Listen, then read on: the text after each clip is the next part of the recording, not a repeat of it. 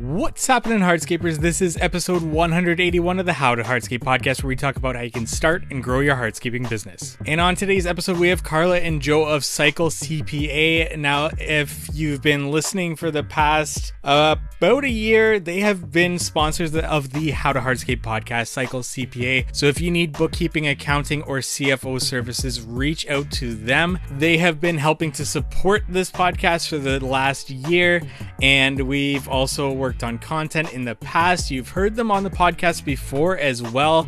So I am very thankful to have them as a sponsor, as well as to have them as repeating guests. And on today's episode, we talk about what we should be looking for at the end of this year and going into next year, planning for the end of the year and planning for next year, as well as the topic of recession and even budgeting, what you should be looking for with your budgeting, and especially entering next year with a lot of question marks if there is a downturn in the market, or what we should be kind of expecting with our business and being flexible with our budget. So lots of great topics here with Carla and Joe of Cycle CPA. Reach out to them for bookkeeping, accounting, CFO services, and mention the How to Hardscape podcast to get $200 off your services there. And without further ado, let's get into today's episode. Today, we're joined by Carla and Joe Policastro. They are from Cycle CPA. You've heard them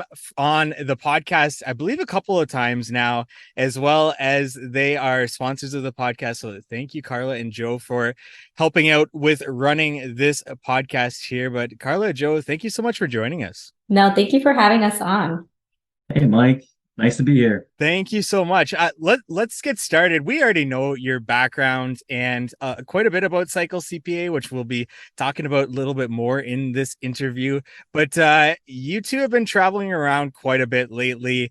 I want to know kind of where you've been lately, who you've been talking to.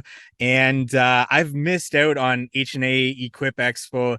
I've missed out on LAL. So I've got that FOMO bug in me right now. But I mean, tell me a bit about it. Each of those conferences that I missed out on, how good was it? How good was it to be able to shake hands, see people's faces, and what'd you talk about there? Yeah. So first off, it's always exciting for Carl and I to kind of get out there and meet people in person, because we do so much remote work. It's nice just to get out there and meet up and even meet new people, meet existing clients, stuff like that. Other people doing amazing things for the industry. I guess it started, back in September or October. We were at the Synced Up event, which was pretty awesome. That was at the headquarters of Tussey Landscape. Right. Yeah. So we had the opportunity to look inside their operation, and also we shared some accounting advice there. Then we went to the Equip Expo. Always a good time there. Just amazing the amount of people that attend that.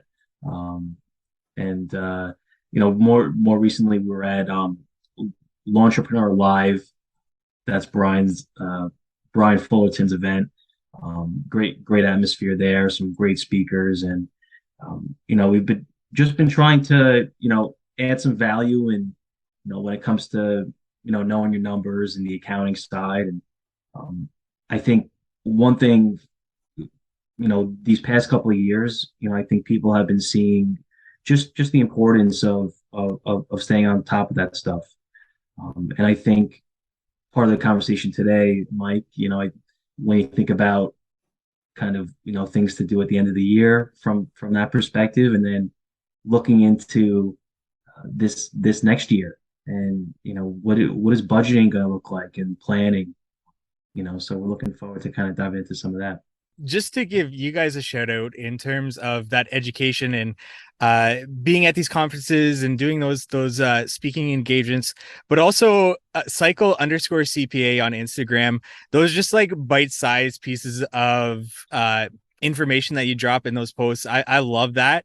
Especially just scrolling through my Instagram feed and getting carried away with these mindless reels that I see from time to time, to get like a good little nugget of information in my Instagram feed is very much appreciated. So Cycle_CPA there on Instagram, if you aren't already following along there with Carla and Joe. Thank you, Mike. Yeah, we try to make it as intriguing as possible. I guess as interesting as you can with accounting stuff. It's not as nice as looking at, the How to Hardscape Instagram with all the beautiful work that all the contractors do. But and it's, I guess kind of moving into some of the kind of current events. I saw recently Amazon is looking to, I think, lay off closer to 10,000 people. A lot of companies are doing hiring freezes, layoffs, different things like that. And, people are kind of talking about, you know, a recession, and how that kind of affects, I guess more closely, thinking about how it affects, hardscape companies. Um, and I think it's, an important conversation. And I think it kind of starts from looking back into the previous year, and seeing, okay, how has some of these things that have been occurring, how has it affected your company in particular? Um, when it comes to staffing, wages, right? So wages are still expected to increase, um, and also looking at things like inflation, it may not be as high as this previous year, but it's still going to be high and still going to be something that, companies are going to have to pre prepare for.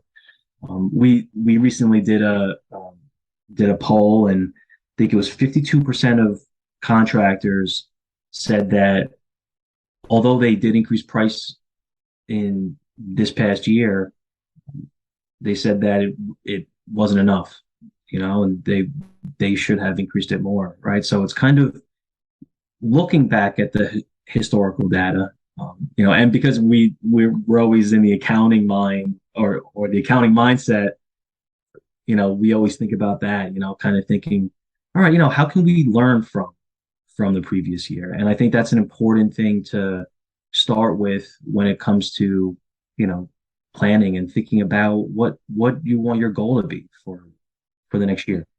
Just a quick kind of tip. So if you want to go back and look at the trends for last year, if you have QuickBooks Online or QuickBooks Desktop, go to your report section, do this year to last month, and then look at your profit and loss by month, and then put it so that you can look at a percentage of revenues, and then look at your profit and see how that fluctuated each month. For the lower months on a cash basis, see what the highest percentage was. Was it labor? Was it materials? Dig into that and see what happened. Was it a lot of overtime? And connect it to maybe mistakes, or just make it a learning experience so that next year, you have that in mind. Oh, in March or April, we have 3 payroll cycles. I have to be a little bit frugal during those months. Or last month we were, we spent a lot on materials. Why was that? Was it because I wasn't approving purchase orders? That's how we learn from these things. And really by looking at the financials and digging into them and kind of connecting what you did out in the field, kind of pivoting, your mindset and making it better for the future, right? So just a quick thing in there for that. One thing that I learned last year just from doing what you're talking about there was that I had months where my cash flow was just depleted, and I realized that it was my draws on payments from clients were just too spread out or very much loaded in the back end. So that's one thing that I was able to improve on this year. Continuing with what the two of you are talking about, with looking back to this previous year, what kind of things can we look towards to kind of put that thought in our mind that we can start to, pick away at things to see why this is happening? For example, like you were saying, like maybe your labor was higher because overtime, and maybe that's an inefficiency that we saw in the field and how we can improve it. Do you have any like maybe real life stories that you were able to kind of pick out from clients, or even things that even on your mind you can go into the numbers, look at, and let a client know, hey, maybe this might be happening in your business? Yeah. Absolutely.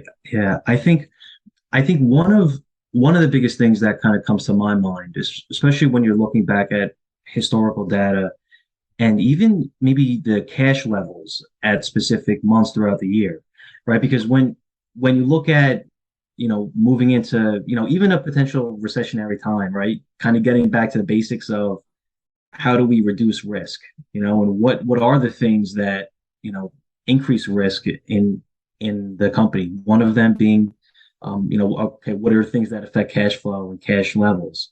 So looking at, some companies that we work with, you know, purchasing assets, vehicles, equipment, not at the right months, at times when maybe they shouldn't have. Almost like what you were saying, Mike, how you were getting, kind of customers to pay, but it was very spread out and it wasn't, the cash flow wasn't where you wanted it to be. So being very, very strategic about that. Also, when you think about risk, looking at the looking at the size of the clients that you're working with, the size of the projects, right? The larger the project, the more risk that's going to be associated with that. So just kind of, thinking about a couple of those items. Some other things. So Joe just mentioned wages are going to continue to increase. And so it's even more important now to match people's salary with what they're doing out in the field. So you don't want somebody that's highly skilled and you're paying them top dollar to be doing, lower skilled end jobs. And I know that sometimes it's hard to kind of do that because we're busy and stuff like that, but it's going to be even more important to strategically manage your team in that way. And then another thing is making sure you have a cash flow forecast so you know when it's the right time to make the larger purchases in your business.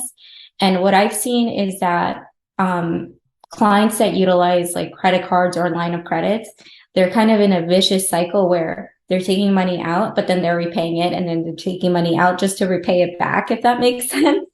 And I think that whenever we're looking at the forecast, we could be like comfortable with, okay, I'm going to use the line of credit this month, but I know that I'm going to receive X amount of funds from the work that I'm doing right now when we finish this project next month.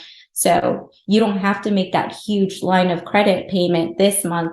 You can be sure that you're going to receive it next month. Because sometimes we get scared. We're like, let's pay this huge amount off this month, and then you're just going to draw on it again next month because you don't have that insight look into when to make those moves. So that's another thing that I've seen with our clients, that we're able to better manage that line of credit with them. I was just going to say, just kind of piggybacking off of what Carla mentioned, when it comes to making sure that the employee, that they're matched with, a task that makes sense based on what you're paying them, right? And thinking about that also on the administrative side, when it comes to some of the work that's being done in the office, not just in the field.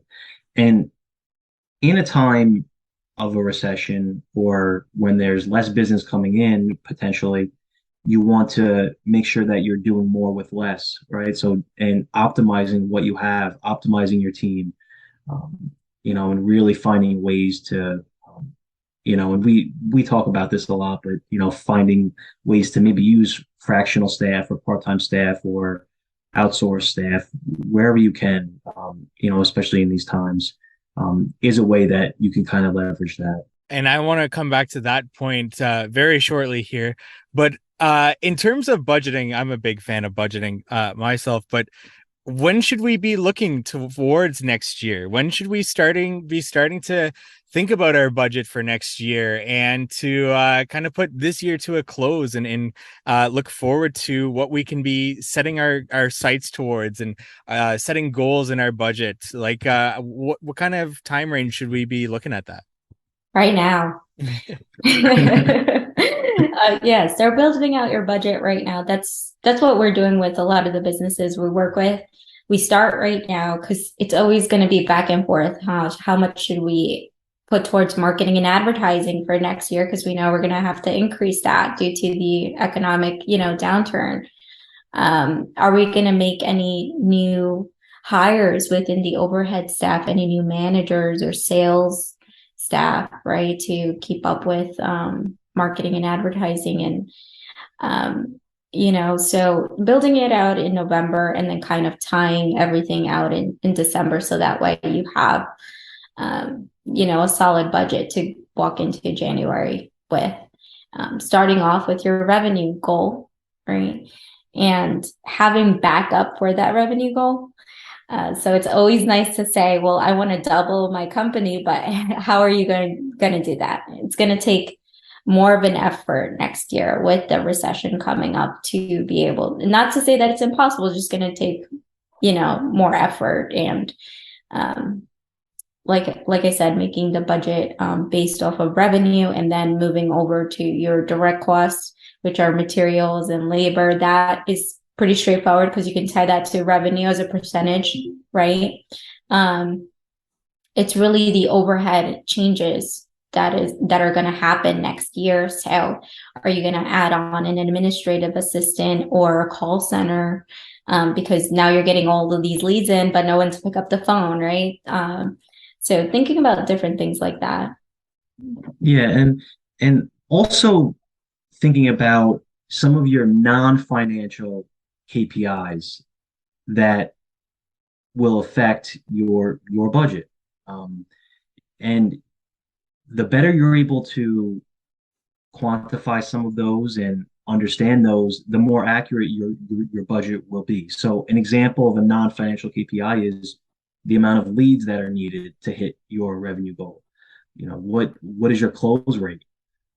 Maybe if you're looking at recruiting, how many candidates do you have to contact in order to get a screening call with them, in order to get an interview with them, right? So the more accurate that you can view those, it'll give you the confidence to, as Carla mentioned, not have an over aggressive revenue mark, right? Because if your revenue figure is too aggressive, then you may look at that number and say, oh, well, my overhead, I can put this admin person next year. I can do this. I can move into this larger office, and you can make these moves, but it may not be the safest thing for you to do, right? Because again, your revenue number was too aggressive. So you want to have the confidence in what your budget's going to be showing you, and in order to do that, using the historical information, even if it's not just the financial data from last year.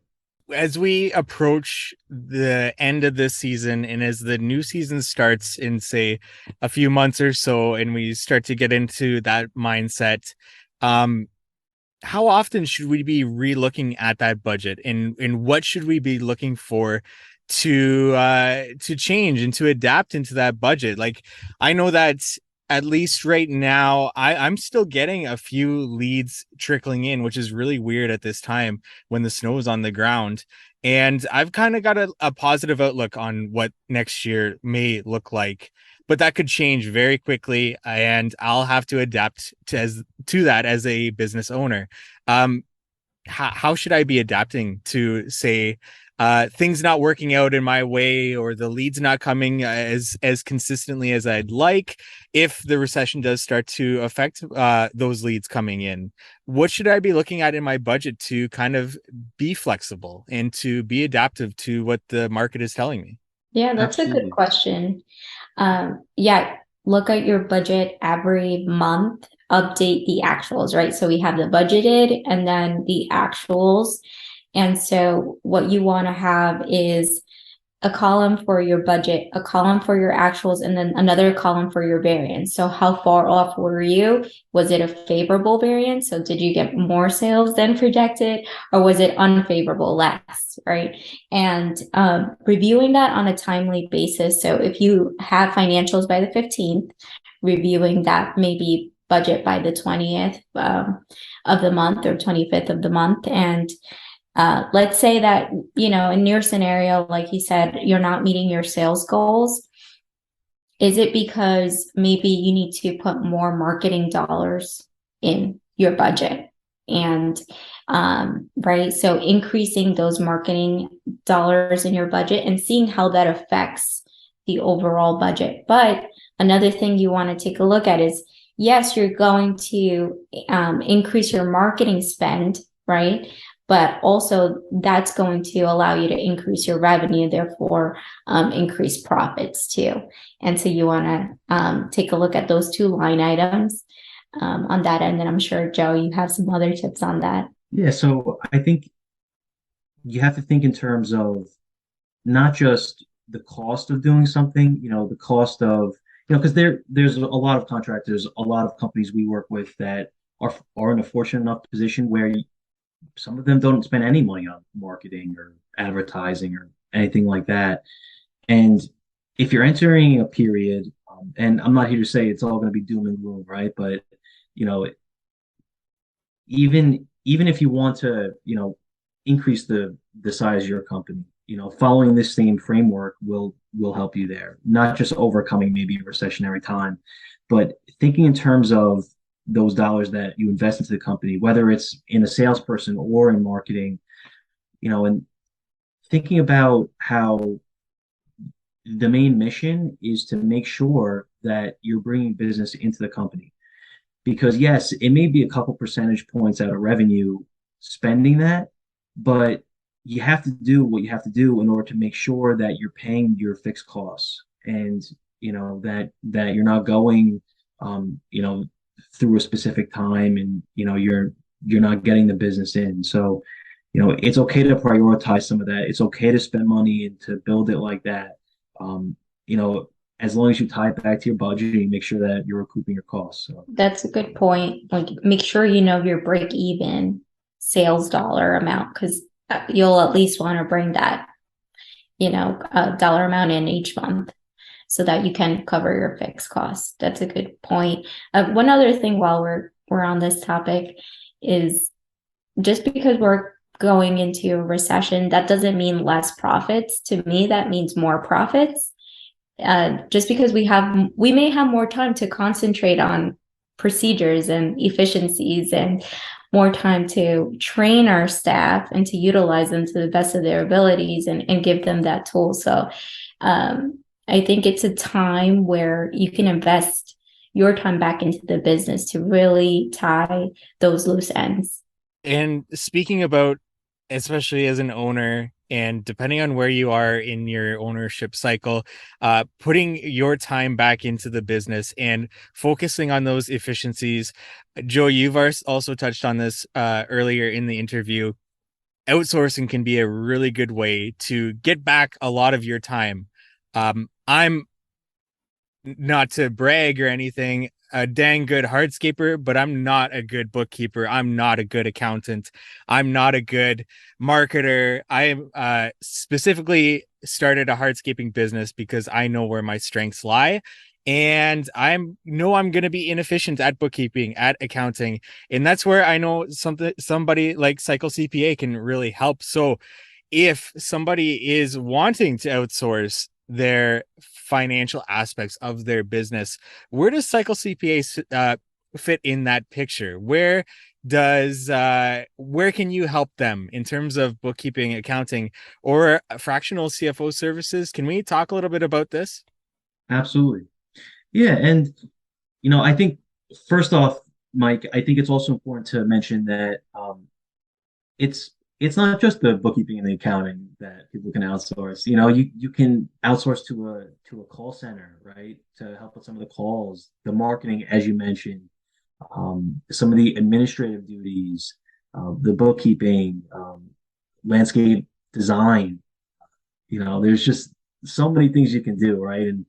And it's nice for companies that are scaling, because typically these sort of outsourced solutions can scale with you, because one of the largest, or one of the problems companies have, scaling really from just starting out up until 3-4 million in revenue, is that sometimes at certain stages you need to hire someone, and you may not have a lot of revenue to support it, but you need it in order to get to the next level. But when you outsource some of your work, you can pay more based on what you need in that specific time period, not for not having to pay some of that in-house expenses of paying an employee. and some of that labor burden. And as for outsourcing the accounting piece, so this time of year, we're now, moving closer to December. A lot of people that are reaching out to us now to get started, looking at, first catching up this year, 2022, making sure that they have the clear financials, so they can use that data to budget for next year or for tax purposes, whatever reason. And, really doing anything from that initial, categorizing the expenses, reconciling the accounts, month-end close work. And we put a big emphasis on the meetings with the clients as well. And then you have, really kind of for companies that I'd say are probably above the seven-figure mark, looking at more of a CFO approach, right? So maybe more frequent meetings with the cash flow forecast, company-wide budget built in, stuff like that, and more of that advisory, level service there. So that's, I think that's what I would recommend. And the other thing is that Cycle CPA specializes in the industry. Can we talk just briefly, because I don't want to take up too much of your time here, about the benefits of having an accountant and a bookkeeper that actually specializes in our industry? Yeah. So, and this is such a great industry, but our staff is up on current events within the industry. So we know like materials have been up 80%. Like you don't have to explain those things to us. We're going to talk in your lingo, which is some of like the higher level things, but some of the KPIs that we develop is specialized for this industry, like revenue per hour, overhead rate per hour. Like we take into account your estimating methods, right? And stuff like that. And even our company-wide budget is driven by direct labor hours, which is the huge cost driver in this industry, right? And so I would say that in terms of the accounting work, that all is the same, right? But where you're going to see the difference is in the way that we talk with you and the way that we walk you through solving problems with the KPIs and with what we know in the industry. And then also, doing things like benchmarking numbers to industry averages, and not just like a blanket, green industry benchmarks, based on your specific service line, whether it's hardscape work or maybe do more landscape install stuff. So also adding and stuff like that. Yeah, because margins are totally different for like an arbor company and then a design build company, and so we just take all of those things into account when we're looking and benchmarking your numbers. Amazing. Carla, Joe, thank you so much for your time today. And thank you for supporting the How to Hardscape podcast. Where can our audience go to learn more about Cycle CPA, start a conversation with the two of you? Yeah, so you can go to cyclecpa.com and definitely mention the How to Hardscape podcast so you can get $200 off as well. And then, we're looking forward to, talking to you guys. Perfect. Thank you so much. Thank you. Thanks, Mike. Thank you for listening to today's podcast episode. Once again, reach out to Cycle CPA if you need bookkeeping, accounting, CFO services, or check them out at their Instagram page, like we mentioned in this episode, cycle_CPA. Get that conversation started there.